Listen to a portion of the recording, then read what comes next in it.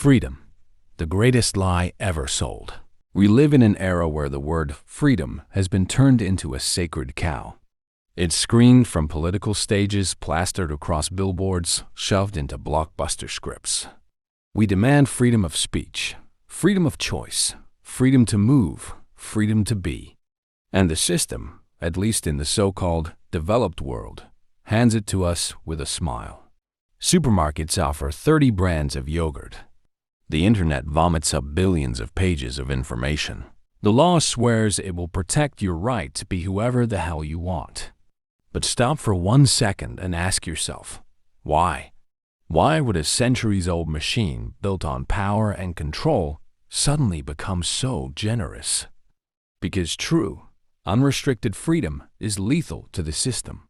So instead, they give you a cheap substitute, an upgraded leash disguised as liberty. From physical chains to mental prisons. Once upon a time, control meant chains, prisons, and censorship. It was crude, but it worked. The problem? People eventually got tired of it and revolted. Violence was expensive. Blood was messy. Empires collapsed under the weight of their own brutality. So the system evolved. It discovered a terrifying truth. A man who believes he's free is easier to control than one who knows he's a slave. Why lock someone in a cage when you can build an open field so addictive they never want to leave? Why ban dangerous thoughts when you can bury them under an avalanche of meaningless opinions until they suffocate? That's how freedom was reinvented as a product. The system stopped being a jailer and became an amusement park manager. And the park's name? Your life. Freedom of choice. Coke or Pepsi. Take consumer freedom. You get to pick between iPhone or Android, BMW or Toyota, Coke or Pepsi.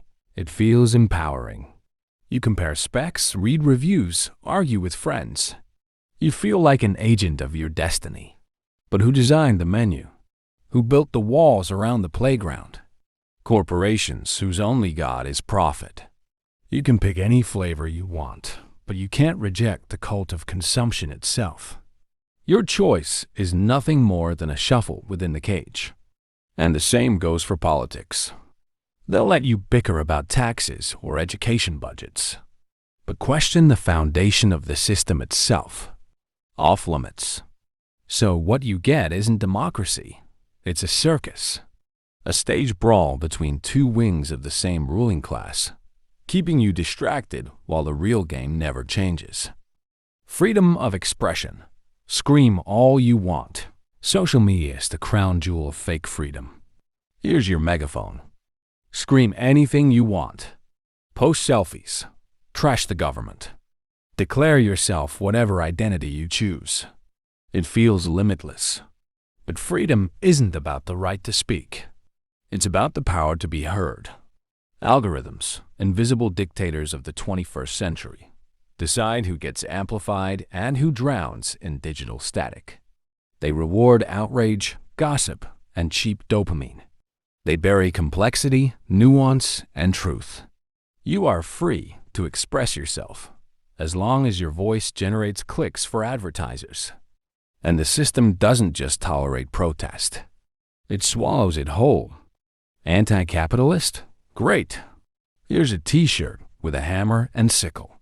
Here's a Spotify playlist. Here's a $99 online course on how to resist capitalism. Your rebellion gets packaged, sold, and neutered. The system doesn't crush dissent. It monetizes it. Freedom to be yourself. The biggest scam. Modern culture is obsessed with authenticity. Be yourself. Follow your dream. Live your truth. The system cheers you on. Want to change your gender? Go ahead. Want to worship crystals or the moon? No problem.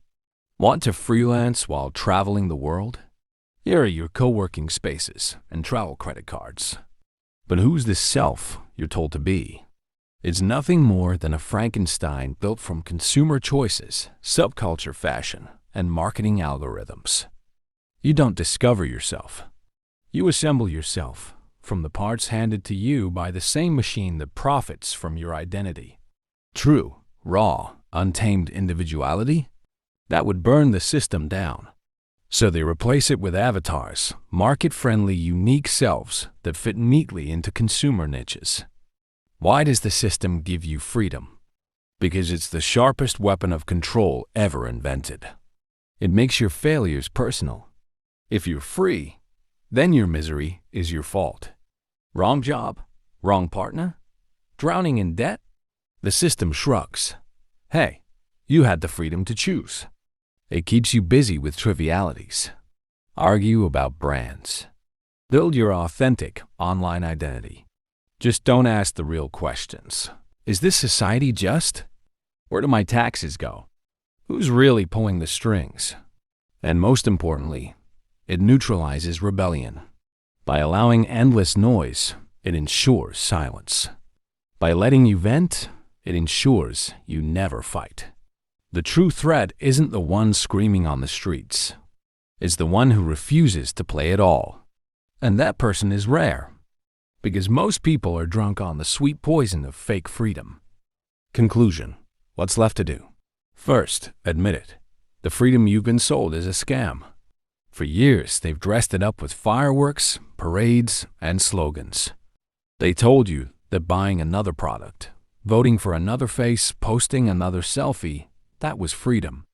But let's stop pretending.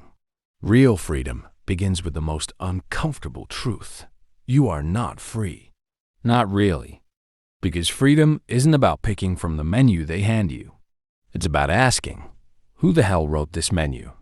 And why isn't what I truly want even on it? They give you Coke or Pepsi, red or blue, left or right. That's not freedom. That's a carnival game rigged before you even stepped inside. Real freedom is rejecting the game itself. It's saying, no thanks, I won't play. It's walking off the stage they built for you. It's tearing off the costume they stitched for your identity. And that's terrifying. It's lonely. It's hard. But it's the only freedom worth having. Because what the system really offers you is a candy-coated cage. It tastes sweet. It looks beautiful. It even feels safe. But it's still a cage.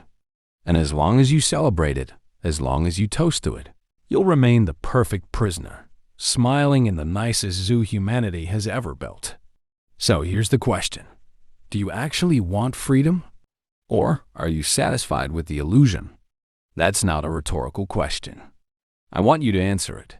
Right now, in the comments. Tell me what freedom means to you. Because the conversation they fear the most is the only one that actually matters.